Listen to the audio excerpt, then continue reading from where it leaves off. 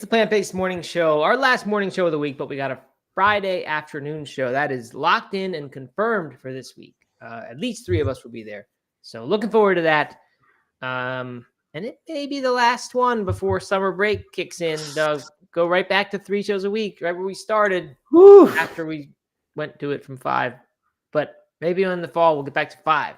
That old promise can happen again. Or the hope that maybe it goes back to 5. Just dangle that out there. Just tease them a little bit, and we'll see if we follow through. I don't know. 3 people would actually be tantalized by that possibility.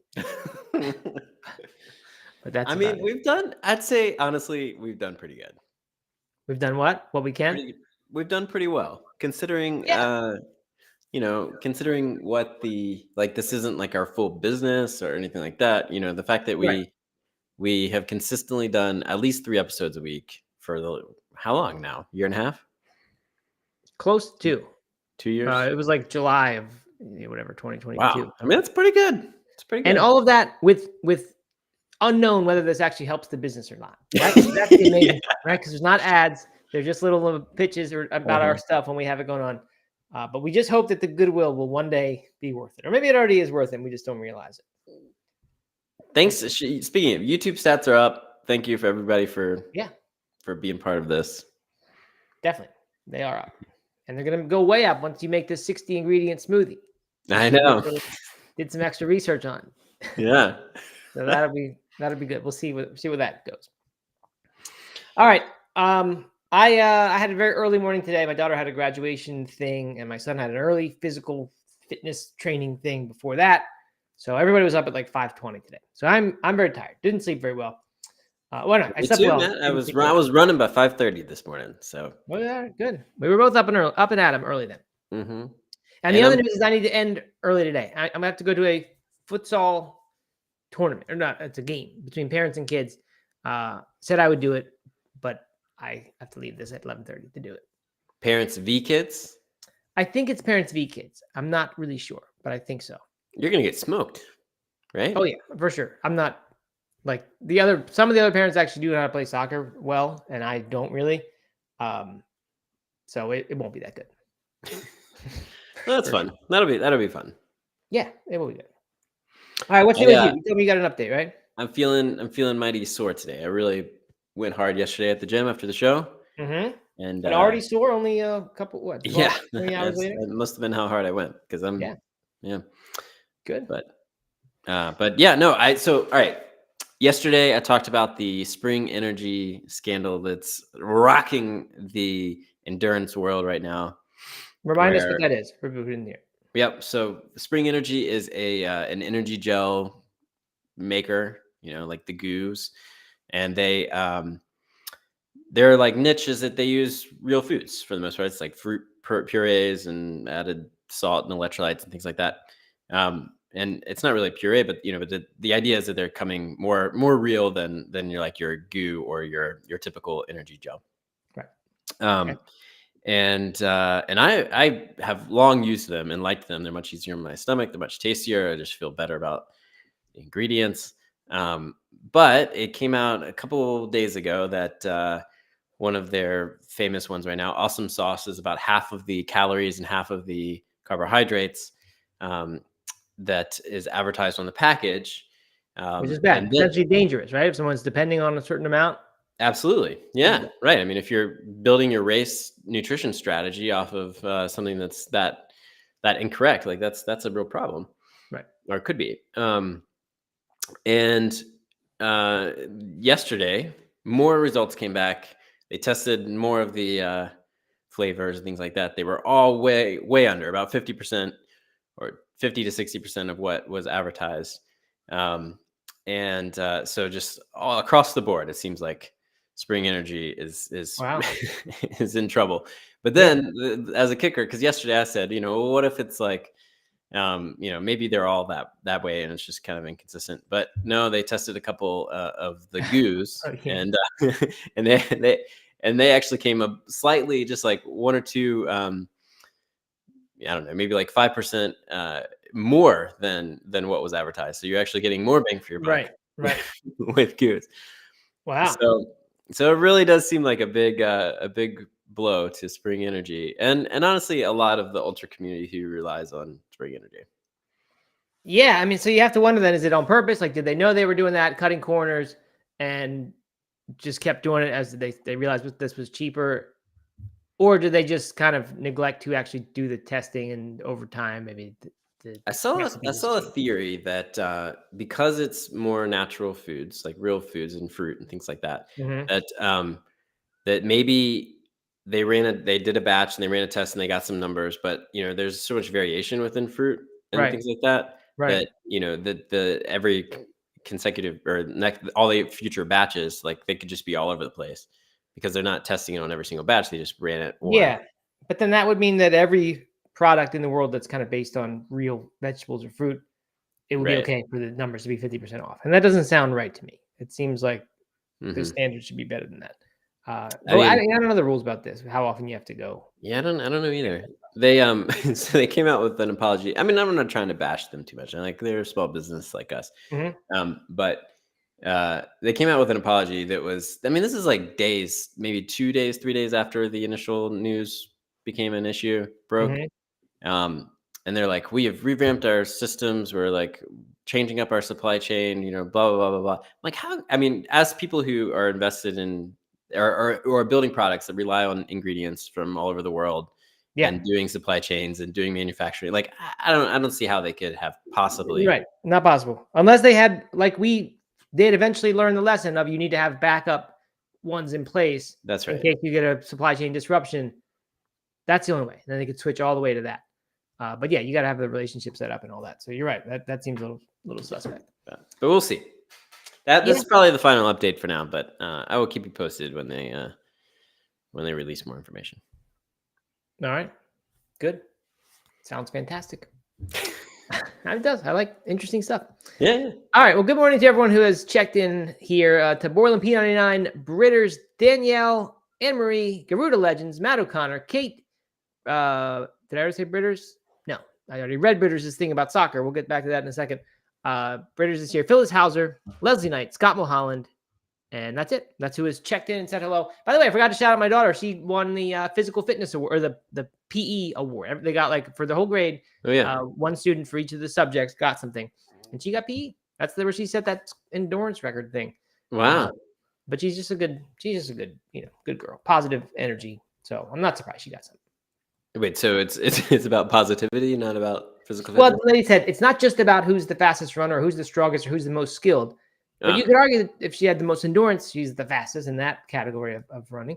And mhm. I don't know if she's the most skilled, but she's an excellent soccer player. So when she plays in school, she kills everyone. So I don't know. But it was also about the attitude and all that stuff. Very I cool. was very proud. Happy to You see. should be. It's great. Yeah. All right. Leslie's in Krakow. I don't know how to say that word, but Krakow, Poland. She's been in Germany for 2 weeks, now 4 days in Poland, and then 3 in Prague. Wow, look at that. Nice little Wow. Eastern European vacation. I like that. And Britters says, what's your favorite position on the pitch? I lost the chats.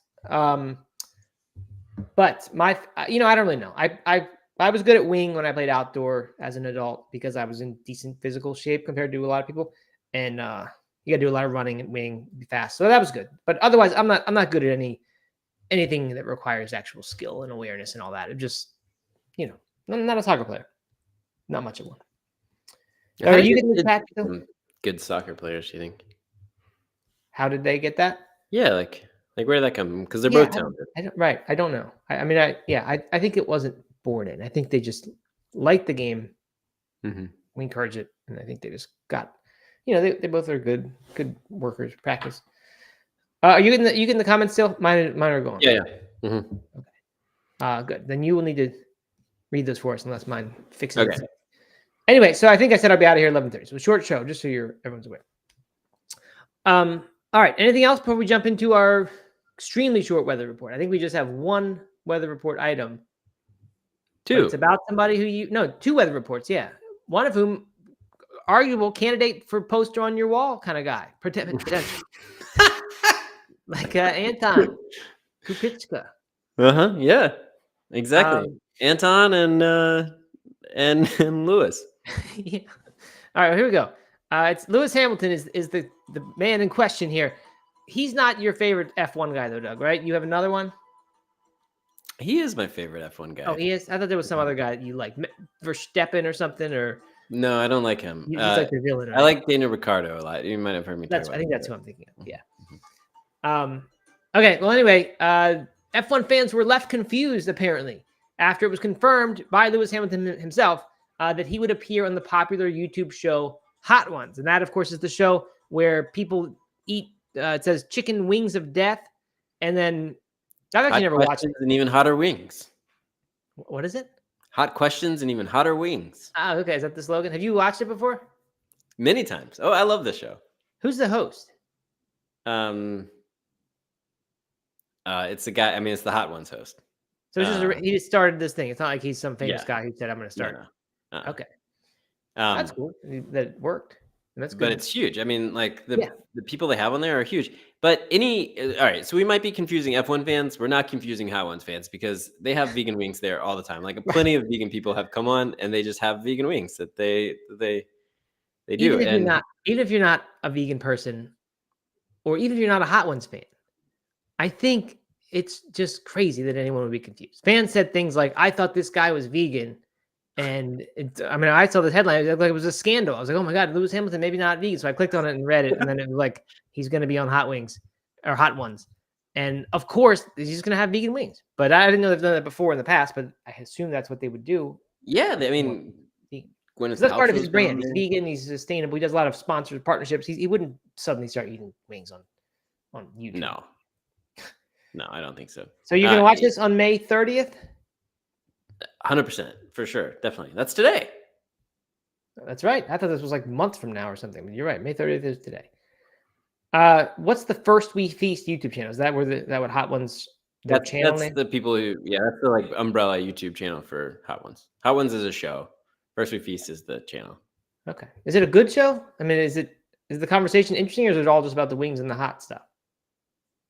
No, it's not about the wings and the hot stuff at all. I mean, it is because they're eating it, and then like the guests will comment on that. But no, it's great questions and like unexpected questions about people's lives and stuff like that. It's I find it to be a really good way to get an insight into the celebrity.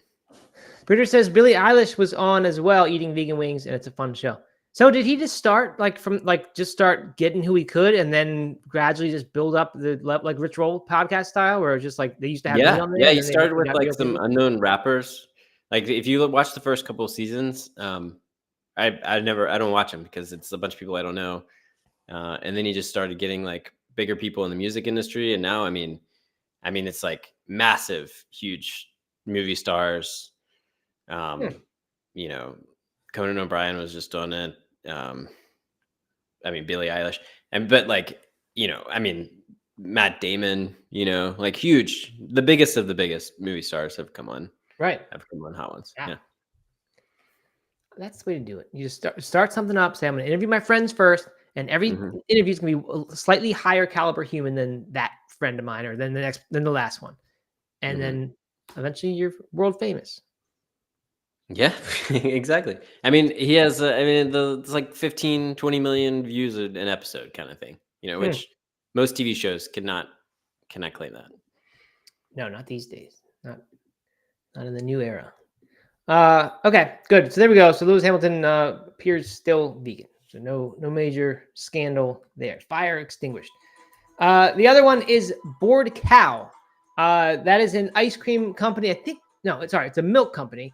They are officially in 2,000 plus additional stores, which means officially they're in all 50 U.S. states, which I read this first and almost didn't include it. I said, what's the big deal? And another vegan milk in all the states, big deal.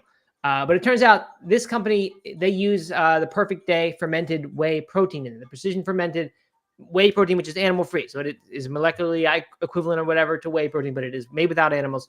I actually don't know what they use, microorganisms and something else, and they ferment it.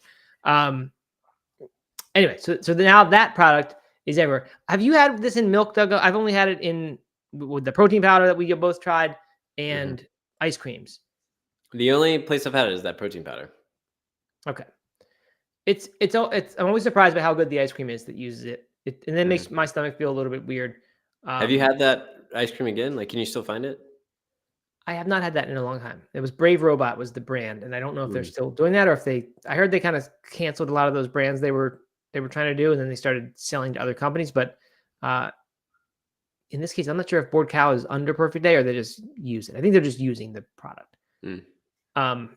Anyway, but then they mentioned at the bottom of this ad here, so that's the first time that a fermented whey or a whatever you call it, precision fermentation product like this has been in all states. So that's the milestone. They mentioned that Breyers has also launched a chocolate ice cream made with Perfect Day's fermented whey, and Breyers is a big time ice cream brand, mainstream. Yeah, that's big. That I meant to check this. I was told by my kids and wife that they got some new ice cream from like one of these big traditional brands, and it was vegan. And I meant to go check after I read this whether that was the fermented whey ice cream. But anyway, don't know for sure. That would be exciting. That would be cool. Yeah, it would be. It says here that, last thing, it says animal-free whey is also the star ingredient of Strive's Free Milk and Brave Robot ice cream. So Brave Robot apparently still exists. Vegan Stallion says that he bought some of the milk made with vegan whey, but hasn't tried it yet. So report back. It's funny, when that stuff first came out, I was a little bit hesitant to even say that I had it on the show. It just, or whatever, on the podcast or whatever. I remember because I asked the people I'd never heard of it. It was a wacky idea. When I first saw this at front of a grocery store, they were offering samples. And I was like, is it vegan? And they're like, well, we don't use the word vegan. We're calling it animal-free whey because it's actually, it literally is whey protein. It's just not made with animals. And I remember thinking like, okay, so that's actually not a vegan per se ingredient. I now think that it is, but people I think were weird about it. And I was thinking, are people going to like hate that I had this? But it's funny now. It just seems very not a big deal at all now. I mean, but do you think part of that is that like whey protein has been demonized a bit in the vegan community? Not a bit, but a lot. You mean the health side of it? Yeah. Yeah, that probably is part of it. That probably is why it seems weird. Because for a long time, all the vegans were saying, well, whey is bad for you, this protein, and it's acid forming and whatever else it does in the body. But as soon as we can get a vegan version, people jump on it. They're like, oh, now we can get whey. It's animal free. So it's funny how that stuff changed. Just like casein, right? Everyone said casein was terrible forever. And now they're going to start making it. They are starting making it, putting it in cheeses and things. Soon, I'm sure they'll put it in the milk, and they'll have then two important proteins in plant-based milk. And I think that's kind of the missing thing. I don't know why they haven't done both yet together. But yeah, and so it's like something everyone's fine. Forget that we used to say casein was so terrible and use it as an argument for why you should eat vegan. Scott says that the non-dairy Breyers is actually really good. I think that they have an almond version that I've had. I think it's almond a few times, and it's very good. But what you're saying is different, I believe. Yeah, and it's very like what my kids got or Aaron got is the regular old non-dairy, because you can't even call this stuff non-dairy, this vegan or animal-free whey protein, because it causes the same reactions in people who have dairy intolerances and whatever. So they don't use non-dairy on it. I don't know if Scott chose that word carefully or if that's just an accident. But yeah, I'm sure they have another version of their vegan stuff that is truly non-dairy. Anyway. Just going back to Hot Ones quickly. Okay. I looked it up. The most viewed episode, Gordon Ramsay, 125 million views. Then Billie Eilish, 50 million. Shaq, 42. Kevin Hart, 37. I mean, these are big numbers. Yeah. That's great. As far as vegan stuff goes. Sorry, go ahead, Doug. If we were gonna have a food interview show, what food would we? I don't know. That's maybe that's our big idea, I think. Yeah. We start a new food interview. How about they drink the 60 ingredient smoothie, or they make it or something? Yeah. That'd probably be pretty boring after. Yeah. But I like the thought process. We need to keep pulling on that thread. Maybe the audience can help us come up with that. With our spin-off show is going to be interviewing people. We're going to start with a friend of ours, and then we're going to say, how can we improve on that friend by one notch only for the next episode? And then we go higher and higher. And we could get Zac Efron probably, right? Because we could get Darren O'Lean. Yeah, we could get Darren, and then we'd have Zac Efron episode number 2 after Darren number 1. We'd hit the ground running. Then what's that guy's name who was in? Oh man, Seth Rogen. Is that his name? Seth Rogen. Yeah, that is. He was in a Zac Efron movie, so I thought. Okay. I was like, I don't know where this is going. Yeah. He'd be a good guess. Britter says that we should do Oatly products. Kate says the humble lentil. That's a good one. And Dale points out we are talking over each other a lot today. It's cracking her. And yes, we are. I don't know why. Sometimes that happens when there's a delay, but I don't think there is today. It just seems to be happening. It's interesting to me that Billie Eilish, of getting that many views, Billie Eilish is the second place eating vegan wings, right? Like it makes you realize how important it is or powerful it is to have a celebrity who is vegan. And I guess maybe this is the perfect situation for them to spread that message because it's a show that's about the food. But that's pretty interesting that like on a food show, the person doing the vegan thing is the number 2 biggest one. Yeah. It's also kind of interesting. It's hard. I didn't realize she was so big, honestly, that she would beat out like Kevin Hart and right. Yeah, I guess I didn't either.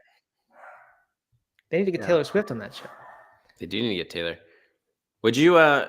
You're decent with spicy food, right?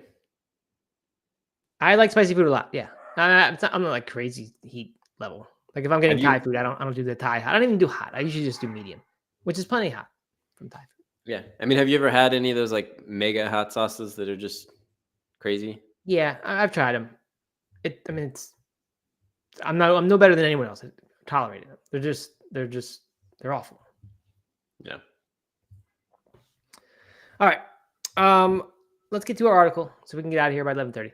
The only article we got today, because we're saving one for tomorrow for the afternoon for the fitness show. This one I found on Best Life Online, my favorite Thursday source of content.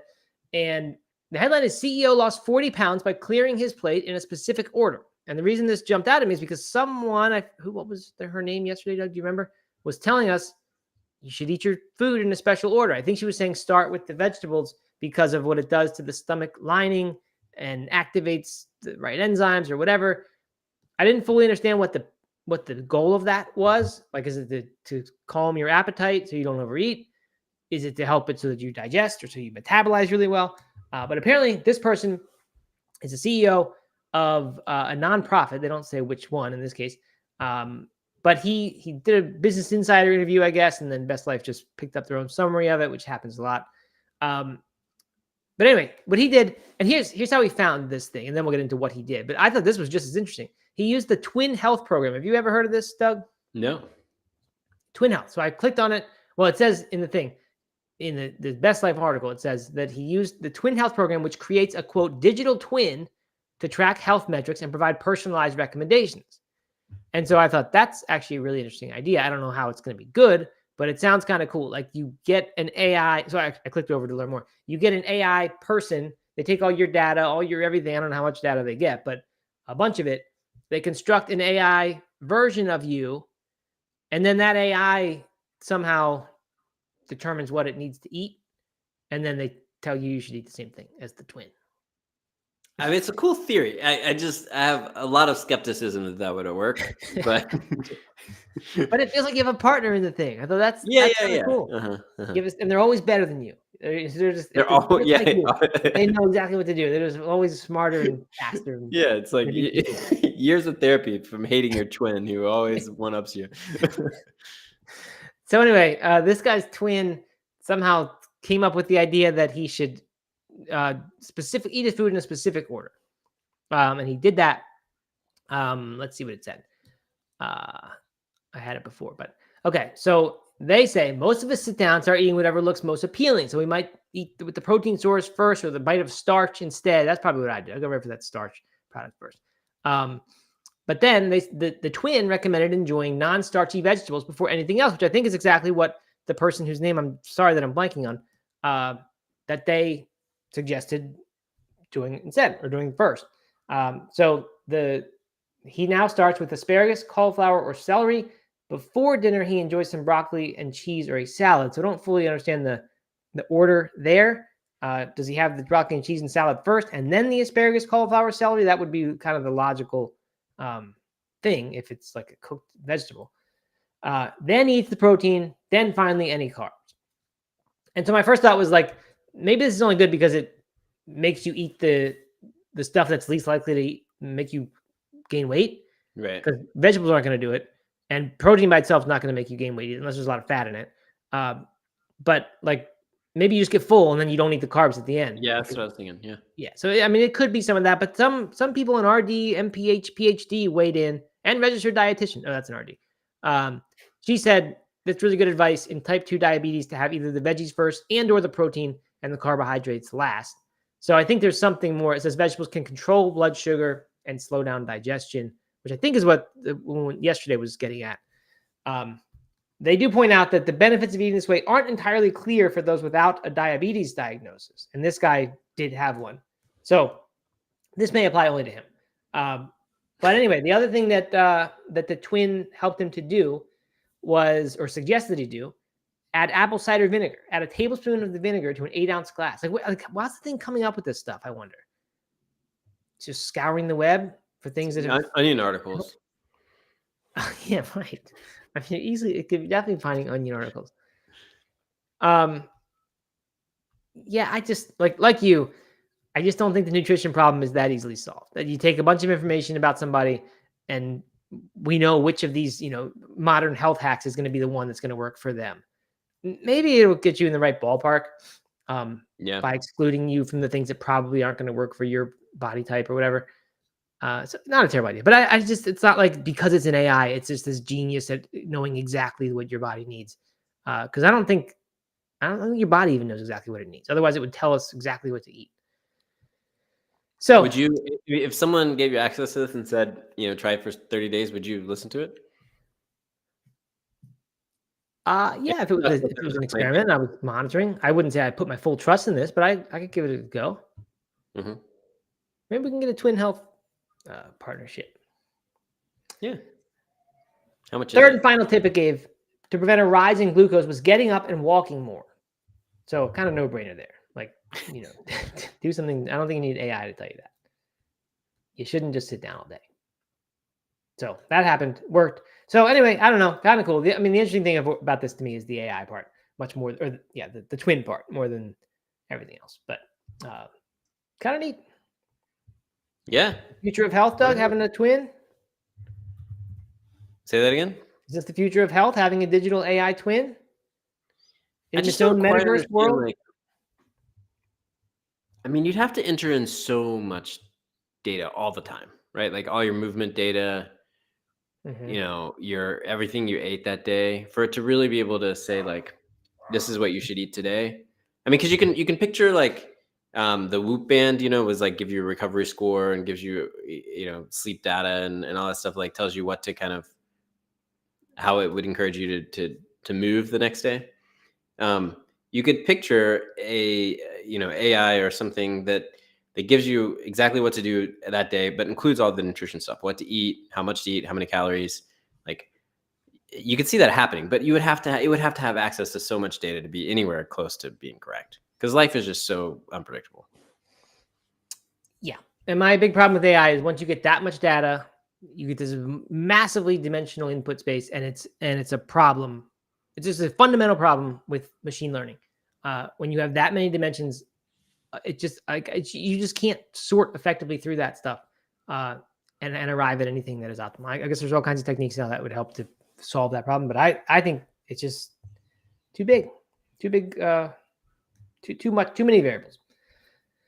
Maybe one day we'll have a metaverse though. Everybody has their own character in the metaverse that is our digital twin. It's a version of our life, but they're just smarter than us, and that life dictates what we need to do in our real one. So it tells us how to choose friends, what to eat, what job to go get. We just trust the AI knows exactly what we should be doing. And I don't. Yesterday I was trying to come up with some ideas for the show, and was running through some questions through ChatGPT. Not like topics for us to discuss, but like ways to shake it up. And all of them were so bad. So bad. I've tried the same thing. I said, give me plays on like song titles where you can make a play by replacing one word with something that sounds like this. And like, it just can't even get what I'm getting at. And it just gets off track. It might start off getting some, and then like, 3 prompts later, we're saying, give me some more. It's like, has lost the track entirely. I don't know. I'm not convinced. Yeah. Oh, well. All right. Well, you got some kids to get up on. What if AI just doesn't, what if in like 2 years, everyone's like, wow, it just can't do this. And everyone's like, okay, that whole problem we thought was happening is gone now. Everyone go back to your regular jobs. AI is not going to replace them. I think that that's going to kind of happen a little bit just because all the companies are rolling out, like Meta, Facebook now has an AI thing in the search box for Instagram and Facebook. Right. You know, Google does the AI thing. You know, it's like people are rolling it out and it's not good. I'm not hearing anyone say, "Oh, wow, this is so cool. I'm so excited about it." Like everyone is, you know, making fun of it. So like people are just going to stop trusting it and stop using it, you know, because they're rolling it out too soon. So I mean, definitely has many good use cases where it is very impressive what it does. That happens for sure. But I don't think it's this universal like replace humans product anymore. I used to think maybe it was, but I'm doubtful of that now. I mean, I do think it's gonna be integrated into pretty much everything we do to some level. Yeah. You know, through algorithms and stuff like that, but like prediction stuff, but maybe not in the way that everyone was fearful of. Knock on wood. I hope we don't get replaced by some AI podcasters. Yeah, that would be nice to not have that. All right, there you go. There's your tech minute. We like to do a little AI deep dive every now and then from two of the smartest, cutting edge AI minds you can listen to, talking about the future of AI. Okay, that's it. I gotta go play in this futsal game. Thank you for listening, everyone. We'll be back tomorrow, 1 p.m. Eastern time. That's the afternoon show time. Isabel will be with us. Not sure about Matt. But at least it'll be three of us. We got at least one fitness article to talk about, the 12-3-30 workout. So how about that for a teaser? Reason to come back tomorrow, 1 p.m. Eastern time. Okay. Thanks everyone. We'll talk to you tomorrow.